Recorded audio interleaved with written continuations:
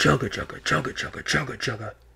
Doot. Guys, Hype Train is here. So, Taken King, I finally decided to actually start, burying my nose in some of the information and some of the details that we've learned from Game Informer and various other sources. And I wanted to kind of dissect this information. I want to remind you that down in the description below, if you want to read up on this and more information, it's down in the bottom in the description, guys. So, go in there and dig in. First things first, and this is from them, and I quote, "We were getting new green weapons that outpowered our best raid gear from year one, even after the first mission." Hearing this at first, I'm kind of really like, oh wow, I was expecting like an extra week or two of time with my Fatebringer and my Vision, and I'm like, hey, you know what I mean? At least to build up to, maybe their legendaries. But if the greens, the rares and everything are going to start trumping those already, you might as well just say goodbye right now. You're going to need it for the first mission, and then after that, it's see you later, buddy. So, they also continue to explain a little bit more about what this whole loot change is going to be. I guess the more you play, it's going to start keeping track of the actual loot that you acquire through strikes or whatever events you're going through, and it's going to become less likely that you get duplicates, at least maybe time-based. So like if you're doing 3 or 4 hours of strikes, there's a good chance you're going to start getting more unique things instead of, oh hey, I'm going to get this gun over and over and over and over again. There's going to be better odds for you to acquire things that you have yet to get. So that's exciting news. So moving over to one of my favorite pieces of information they gave us is the ghost shells. We're getting new flavors, ladies and gentlemen. No longer are we stuck with the same old Caucasian shell. We're moving into a little bit of change, and we're seeing color ones. So outside of this and different, schemes and stuff, we're finally getting those aesthetic things, but we're also moving into where these things have unique value.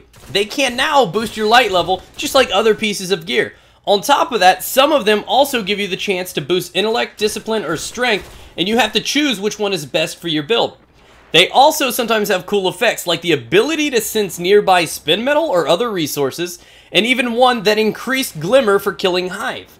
That's some pretty interesting stuff right there. They're also making things a little bit more unique for factions and other factors. Obviously, with the intelligence thing, they're making that a little bit less complicated. Now, you actually progress down and go through certain thresholds and tiers to know the exact number and benefits that these things are going to give you. So you'll know exactly how much of a cooldown you'll have on your grenades, so on and so forth. So that's a good thing. On top of that, you can now actually kind of appoint yourself to a certain allegiance, and you no longer have to wear that specific class item. You can now wear whatever matches those spots, and you can just do whatever you want. Now, you have a little bit more freedom with this increased organization and overhaul for what we have here.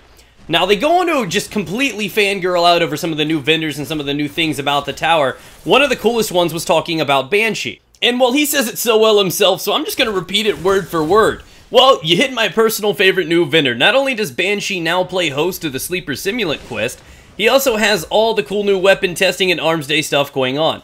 He now has his own reputation, which you primarily gain by completing weapon tests in the field. These are basically an additional set of bounties you can tackle. But you have to test a particular gun he gives you. Once you hit a certain reputation tier, you can order Arms Day weapons. These are special legendary weapons from one of the foundries, and you basically put in an order for that weapon, much like you did with the Queensbreaker. You have to wait a day or two, and then you can finally retrieve it when he has it for you.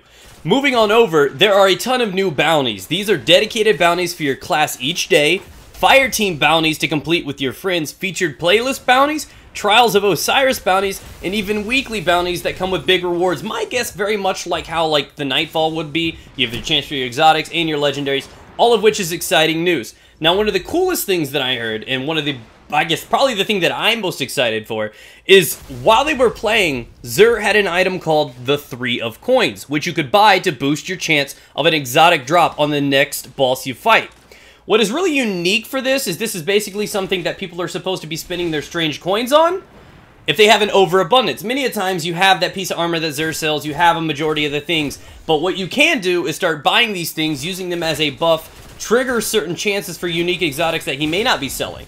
So this gives you something to do with those strange coins finally. So if you can, start saving those up now. I know many of us have hundreds of them by now, but either way, Lord knows exactly what kind of odds this is going to give us. Even if it's 10 or 20% chance, that's worth getting and stocking up on a lot of those. So guys, ladies and gentlemen, get out there and start collecting those strange coins. That is all I have for you guys today. Thank you guys for watching the video. If you guys want some more Taken King information, you got to let me know down in the comment section below. I know I don't normally do these side of videos. They're not my typical thing. But if you want more information and my opinions on them, you gotta let me know, guys. So thank you guys for watching. Be sure to click on one of the videos above and subscribe for daily Destiny content if you are new here for the first time.